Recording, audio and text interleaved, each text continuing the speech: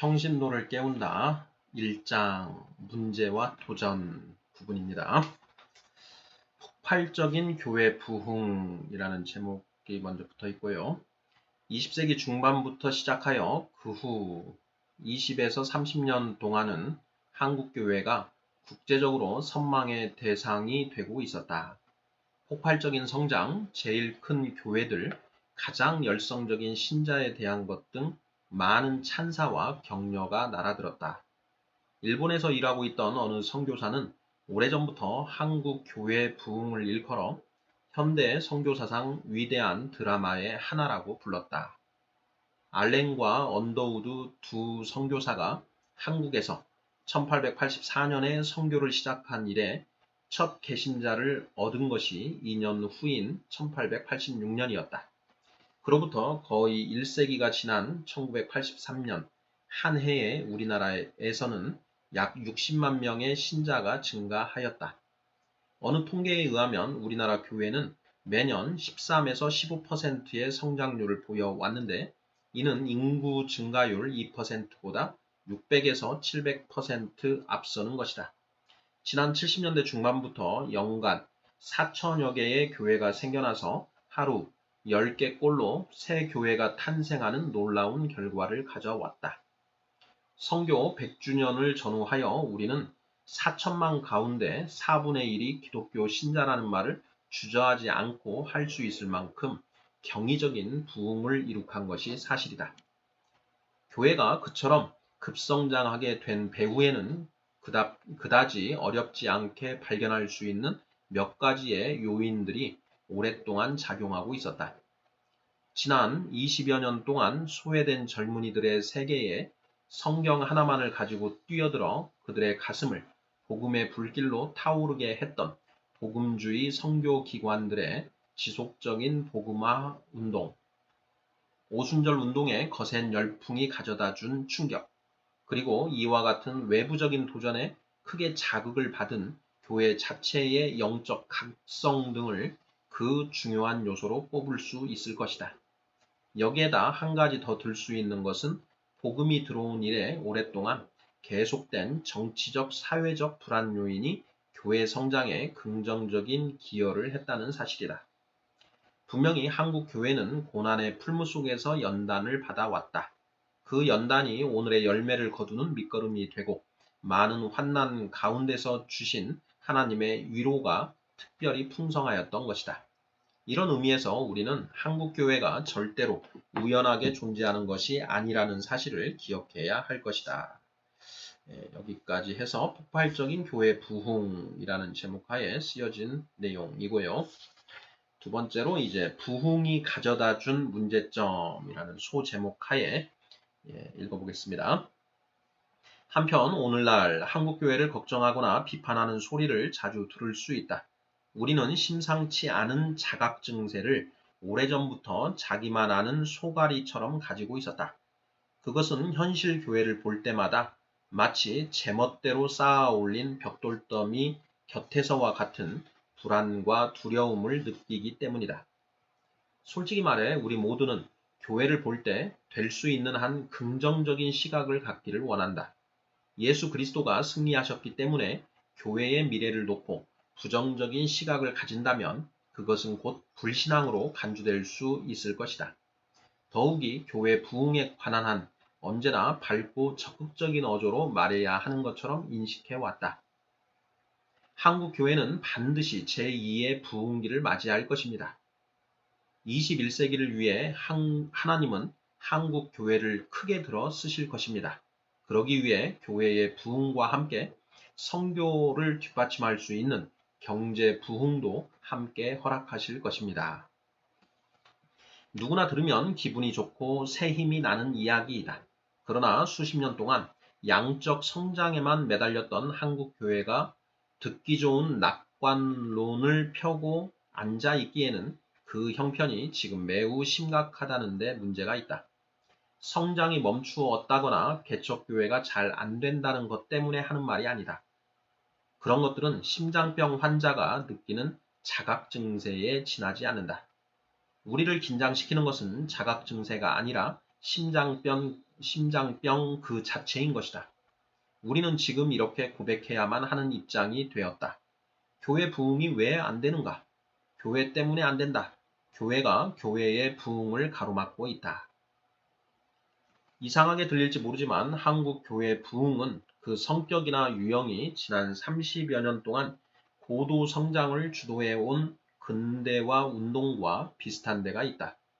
한동안 우리나라는 잘 살아보세라는 구호 아래 경제 성장이 우상이 되어 왔다. 그래서 목표를 달성하기 위해서라면 과정상의 윤리는 큰 문제가 되지 않았다. 그 결과 세계에서 가장 정직하지 못한 국민의 하나로 배금주의의 희생양으로 얻은 것 못지않게 잃은 것이 많은 나라로 뇌물 풍토와 부정부패로 그 기반이 병들어버린 사회로 이미지가 굳어졌다. 부패 퇴치 민간 기관인 국제투명성본부 워싱턴 사무실에서 공개한 96년도 TI 국제부패지수에 의하면 한국은 전체 대상 54개국 중 27위에 머물렀다. 이것이 우리의 현 주소이다. 지금은 고속 성장 드라이브 정책으로 생긴 경제 거품을 걷어내느라 막대한 출혈을 감내해야만 하는 지경에 이르렀다. 이런 문제가 어찌 경제계에만 해당된다고 할 수 있는가? 교회 안에도 우리가 과감히 걷어내어야 할 거품이 한두 가지가 아니다. 부흥 혹은 성장이라는 말을 지나치게 양적 개념으로만 해석하여 얼마나 모이는가, 얼마나 크게 지었는가, 헌금이 얼마나 나오는가가 우상처럼 여겨져 왔다. 수적인 목표 달성을 위해서라면 교회 지도자들이 목회 윤리마저 예사로 파기하는가 하면 세상적인 마케팅 전략을 비판 없이 받아들이고 어떤 경우에는 무속적인 요소마저 도입하는 영적 혼란을 자초해 왔다. 물론 부흥은 양과 질을 다 포함하는 것이라고 성경은 가르치고 있다. 어느 한편으로 치우쳐서 균형을 잃는 것은 진정한 부흥이 아니다. 어떤 경우에도 한 가지 분명한 사실은 질이 양을 결정하는 부흥이 건강한 부흥이라는 것이다. 그러나 거꾸로 우리가 양이 질을 결정할 수 있다는 생각을 조금이라도 한다면 우리는 이미 기독교의 본질에서 벗어나고 있다는 사실을 자각해야 할 것이다. 네, 한국 교회 부흥이 가져다준 문제점 이런 제목으로 이런 내용을 쓰셨습니다. 세 번째로 삼허현상 세 가지 비어있는 현상 빌허자를 써서 삼허현상이라고 제목이 붙어 있습니다. 읽어보겠습니다. 양적 성장에만 급급한 나머지 우리가 자초한 후유증 가운데는 삼허현상이라고 이름 붙일 수 있는 문제가 가장 심각하지 않나 생각된다. 무엇이 삼허현상인가? 허수, 허세, 허상이다. 허수는 한국 교회가 그동안 통계에 통탄할 정도로 정직하지 못하였다는 것을 지적하는 말이다. 얼마나 이 문제가 심각한지는 한국 교회의 통계를 가장 믿지 않는 사람들이 정작 교회 지도자들이라는 사실이 잘 보여주고 있다. 수입이 월 100만 원인 사람이 300만 원 번다고 말한다면 우리는 그 사람의 정직성을 의심한다. 15평 아파트에 살면서 38평에 산다고 하는 사람을 우리는 좋아하지 않는다. 믿을 수 없기 때문이다. 그러나 교회의 교인 수 등 중요한 통계치는 2배, 3배로 과장해서 말해도 부끄러워하지 않는 것 같다. 어떤 사람은 믿음의 수치라고 변명하는 것을 본다. 그럴 수 있을지도 모른다. 그러나 무엇이 문제인가? 우리의 정직성에 이상이 생겼다는 것이다. 물량주의에 오염되어 있다는 것이다. 자기 과시욕에 사로잡혀 있다는 것이다. 만일 불신자들이 이런 사실을 알면 누가 예수를 믿겠는가? 우리가 교회의 크기만을 앞세우는 눈을 가지게 되면 자연히 목회를 성공이라고 하는 좁은 렌즈를 통해서 볼 수밖에 없다. 그렇게 되면 우리는 커다란 맹점을 가지게 된다. 왜냐하면 흔히 성공적인 목회라고 평가받는 5% 미만의 대형 교회만을 이상적인 교회로 보게 되기 때문이다. 이 점에 대해서 빌 헐은 잔인할 정도로 이렇게 비판하고 있다. 매우 재능있고 창조적이며 기업가적인 목사들이 상위 5%를 독점하고 있다. 그들은 매우 유능하며 하나님은 그들을 대중사역에 크게 사용하시고 있다. 그러나 우리가 추구하는 모델로서 그들은 유익보다 더 많은 해를 끼치고 있다. 대부분의 목사들은 그들이 상위 5%에 대해 듣거나 보지 않았다면 더 나은 사역을 하였을 것이다. 상위 5%는 보통의 목사들에게 비현실적이며 도달할 수 없는, 그리고 그의 사역을 위협하는 죄책감만을 주는 모델을 제시하고 있다. 상위 5%처럼 되어야 한다는 부담이 많은 목사들을 망치고 있다. 듣기에 매우 거북한 혹평이지만 허수의 우상 앞에 절하기를 주저하지 않는 지도자들은 삼켜야 할 쓴 약으로 알고 받아야 할 것이다. 하나님은 한 영혼을 천하보다 귀하게 여기신다. 진정한 부흥은 한 영혼의 가치를 바로 인식하는 데서부터 시작되어야 한다. 참 교회는 회중의 크기로 결정되는 것이 아님을 잊지 말아야 할 것이다. 이런 의미에서 한국 교회의 허수를 실수로 돌려놓는 양심운동이 선행되어야 한다고 믿는다. 여기까지 해서 3허 중에 첫 번째 허수에 관해서 쓰셨고요. 두 번째 허세 부분입니다. 허세는 사회 각 분야마다 교회를 다니는 사람들은 많은데 비해 그 영향력이 미미한 것을 가리키는 말이다. 한때는 국가의 최고 통수권자로부터 시작하여 행정부의 요직과 재계, 교육계 등 여기저기에 그리스도인들이 끼어 있지 않은 데가 거의 없었다. 모 신문 기사에 의하면 93년에서 97년까지 장 차관으로 임명된 인사들 중에서 기독교 신자의 비율이 67.8%에 이를 정도로 대단했다. 그럼에도 불구하고 이 사회는 정신적으로, 도덕적으로, 심지어 시민 질서에 이르기까지 점점 악화 일로를 겪고 있다. 안타깝게도 큼직한 스캔들에는 장로나 집사라는 직함을 가진 인사들이 자주 거론되고 있다. 이것은 무엇을 말하고 있는가? 한국 교회가 사회에서 재구실을 못하고 있다는 사실을 지적하는 것이다. 믿는 사람이 있어도 소금의 맛을 내지 못하면 그것은 허세에 지나지 않는다. 이것이 개신교의 현 주소라고 할 때 얼마나 안타까운가. 그러므로 우리가 진정한 부흥을 사모한다면 우리의 허세를 실세로 바꾸는 작업부터 서둘러야 할 것이다. 이것은 회개를 의미할 수도 있고 자체 정비를 말하는 것일 수도 있을 것이다. 여기까지 해서 허세, 3허 중에 두 번째 허세에 대해서 쓰신 내용입니다. 허세는 사회의 각 분야마다 교회를 다니는 사람들은 많은데 비해 그 영향력이 미미한 것을 가리키는 말이다 라고 이렇게 정의를 내리고 있습니다. 이제 세 번째 허상 부분 읽어보도록 하겠습니다. 허상은 한국 교회에 몸담고 있는 대부분의 평신도가 신앙과 삶을 일치시키지 못해 불신자와 그 차별성을 보이는데 실패하고 있는 현상을 가리키는 말이다. 기독교의 생명은 신앙이 인격과 삶의 변화를 일으키는 데 있다. 그래서 믿는다는 것은 곧 바로 행하는 것을 의미한다. 불행하게도 오늘날 한국 교회가 사회에 비춰지고 있는 이미지는 너나 나나 매 한 가지라는 것이다. 종교 개혁자들이 우리에게 남겨준 위대한 유산 가운데 하나는 개인적인 신앙생활과 사회생활을 구분하는 이원론을 배척해야 한다는 것이었다.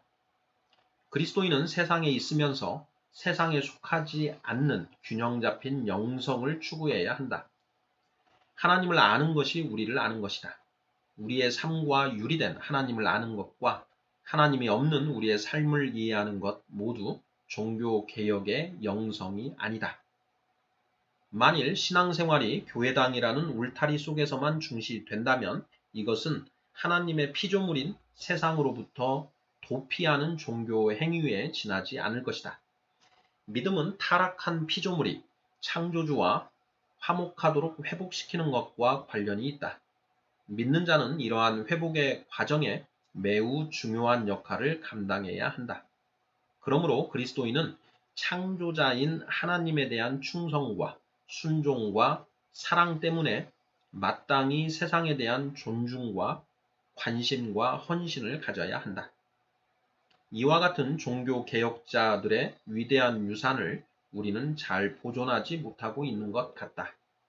그래서 한국교회는 빵과 건강을 얻기 위해 예수 주변에 모여드는 무리들은 많이 거느리고 있는지 모르지만 예수를 따르는 제자들을 만드는 데는 많이 실패하고 있는 것 같다. 무리는 허상이다. 그러므로 신앙은 곧 삶이요, 삶은 곧 신앙이라는 것을 증명해 보일 수 있는 제자들을 만들어야 한다. 이것이 한국 교회의 허상을 실상으로 바꾸는 지름길이다.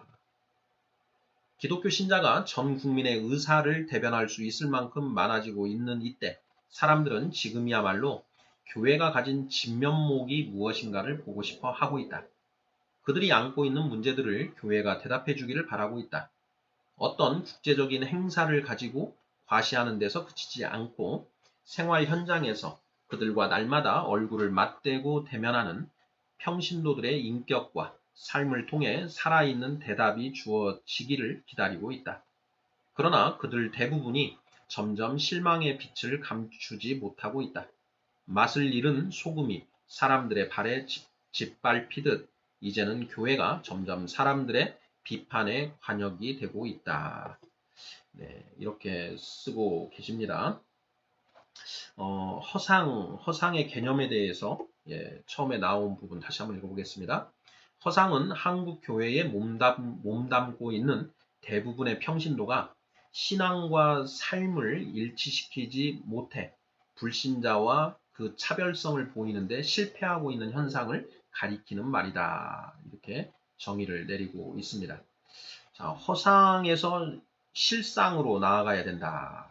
이렇게 지금 이제 하시면서 대부분의 평신도가 신앙과 삶을 일치시키지 못한다. 이렇게 지금 진단하고 있습니다. 그리고 이제 그 한국 교회는 빵과 건강을 얻기 위해 예수 주변에 모여드는 무리들은 많이 거느리고 있는지 모르지만 예수를 따르는 제자들을 만드는 데는 많이 실패하고 있는 것 같다. 이렇게도 쓰고 있습니다. 여기에서 무리와 제자를 이제 구분하고 있죠. 마태복음을 보면 이제 무리와 제자를 대비해서 이제 그 마태가 기록하고 있는 부분이 있는데요. 요한복음 6장을 보면 이제 예수님이 이 빵과 건강을 얻기 위해 모여든 그 수많은 무리들을 모두 쫓아버리십니다. 모두 쫓아버리시고 이제 제자들 그 사도들 12명 정도만 남아 있는데 예수님이 그렇게 물어보시죠. 너희들도 가려느냐? 이렇게 그 예수님이 말씀하시자 베드로가 생명의 말씀이 주님께 있는데 우리가 어디로 가겠습니까? 이렇게 대답을 하지요. 무리와 제자는 분명히 다르다. 그러면서 무리는 허상이다. 신앙은 곧 삶이요, 삶은 곧 신앙이라는 것을 증명해 보일 수 있는 제자들을 만들어야 한다라고 우리 옥하는 목사님은 쓰고 계십니다. 다음 네 번째입니다. 양적 팽창은 일시적인 현상일 수 있다라는 제목 하에 쓰여진 내용입니다. 이것이 1장의 이제 마지막 내용인데요. 읽어보도록 하겠습니다. 양적 팽창은 일시적인 현상일 수 있다. 자, 벌써부터 우리는 전도가 잘 안 되고 교회에 실망을 느낀 젊은이들이 타 종교로 발걸음을 옮기는 가슴 아픈 현실을 목전에 두고 있다. 교단마다 마이너스 성장 곡선을 그리고 있다. 우리가 사랑했던 성장 주도의 전략이 교회를 쇠퇴하게 만드는 원인을 제공하는 것 같이 보이는 모순에 발목이 잡혀 있다. 이런 부작용은 오래전부터 선진국 교회에서 반복되었던 사건들이다. 유명한 월간 잡지 크리스처너티 투데이에 인용된 그린의 경고를 한 가지 예로 들 수 있을 것이다. 그린은 미국이 기술 분야에서는 영국을 앞지르고 있지만 종교적인 분야에서는 그렇지 못하다는 사실을 전제한 다음 영국의 예를 가지고 현 미국 교회를 다음과 같이 예리하게 분석하고 있다. 50년 전만 해도 영국 교회는 지금의 미국 교회들처럼 교인들로 초만원을 이루고 있었다. 그 당시 우리는 습관적으로 예배에 나와 강단을 쳐다보고 있는 신자들의 수에 만족하고 있었다. 그 결과 사람들은 무력한 교회에 환멸을 느끼게 되었고 설교에 무관심하게 되어버렸다. 지금 영국 교회는 비어있다. 미국 교회가 지금은 만원이지만 그 대신 평신도의 성경적 깊이라 할까 아니면 영적인 깊이라 할까 하는 그것이 결여되고 있다. 신앙이 그들의 생활에 뚜렷한 영향을 주지 못하는 감상적인 주일 행사가 되어가고 있다. 만일 여기에 어떤 변화가 일어나지 않는다면 지금부터 반세기 후에는 영국 교회와 같이 미국 교회도 텅 비고 말 것이다. 만일 내가 미국 교회의 목사가 된다면 교회 밖에 있는 사람들에게 관심을 기울이기 전에 먼저 교회 안에 있는 사람들부터 중생시키고 영적인 기반을 닦아주는데 모든 시간을 바칠 것이다. 그린의 예언은 반세기가 되기 전에 이미 미국 교회에서 그대로 적중되고 있다는 것은 우리 모두가 잘 알고 있는 사실이다. 한국 교회가 지금의 영국 교회나 미국 교회가 겪고 있는 운명을 걱정하지 않아도 된다는 보장이 어디 있는가? 큰 교회당에 몇십 명이 듬성듬성 앉아 예배를 드리는 참담한 장면을 목격하지 않을 것이라고 누가 장담할 수 있겠는가? 오래전에 문화인류학 교수인 최길성 씨는 현대 교회로 몰려가는 사람들이 언젠가는 떠날 수 있다고 전제하면서 이렇게 말한 일이 있다.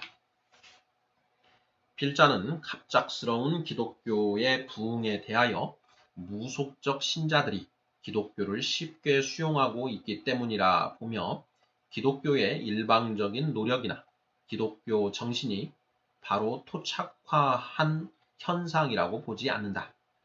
쉽게 기독교로 개종한 신자들이 언젠가 다시 복귀 아니면 쇠속화할 가능성을 강하게 가진 것이 한국 교회의 부흥 현상이라고 보아야 옳을 것이다. 유감스럽게도 일반 종교를 연구하는 불신학자가 예측한 대로 이 나라 교회의 양상이 바뀌고 있는 것 같아서 무어라 반박할 말을 찾기 어렵다. 1997년 11월 국민일보 부설 교회 성장 연구소가 발표한 다음의 내용을 보면 불과 15년 전에 최 교수가 우려했던 사실이 근거 없는 추측이 아니었음을 알 수 있다.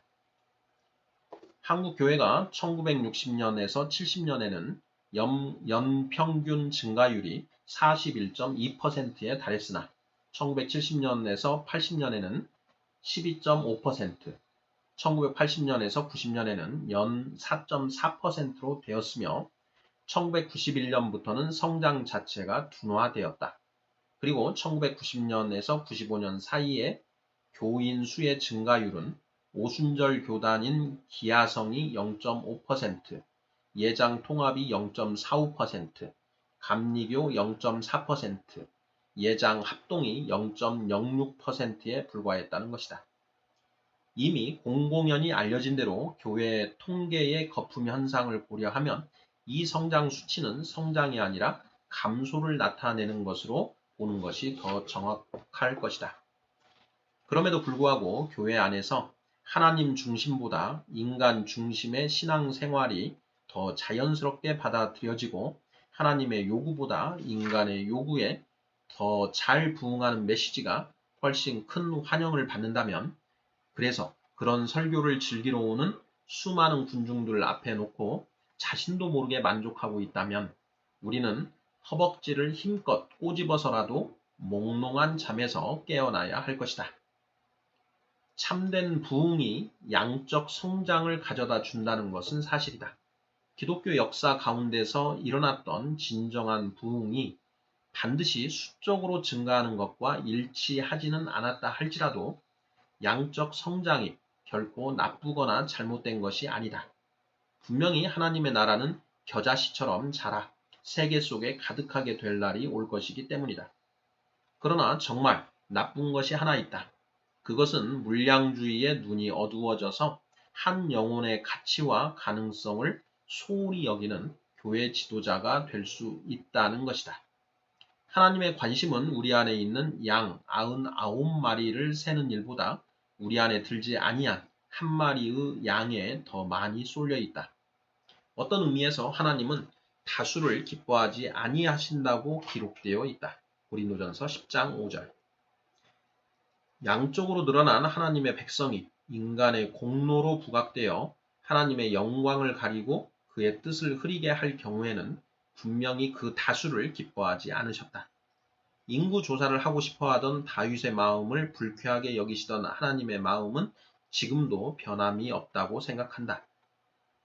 역대상 21장. 웨버는 하나님의 계산법과 사람의 계산법에는 큰 차이가 있다고 지적하고 있다. 참 전도는 교인의 숫자를 깎는 결과를 가져올지 모른다. 우리가 물어야 할 첫째 질문은 교회가 어떻게 양적으로 성장할 수 있느냐가 아니라 어떻게 은혜 가운데서 성장할 수 있느냐에 있다. 그래서 가끔 교회가 제자도의 값을 치르게 되면 그 수가 줄어버리는 결과를 가져온다. 신약시대에 있어서 교회의 성교는 통계와 관계를 가지고 있는 것이 아니라 헌신과 관계를 가진다. 한국 교회가 처한 지금의 현실에서 귀담아 들어야 될 충고가 아닌가 한다. 이 나라 교회가 지금까지 이룬 값비싼 부흥을 헛되이 돌리지 않기 위해서 그리고 더 큰 하나님 나라의 비전을 가지고 전진하기 위해서 교회는 옷을 갈아입지 아니하면 안 될 것이다. 정욕으로 옷 입지 말고 그리스도로 옷을 갈아입어야 할 때가 되었다. 로마서 13장 14절.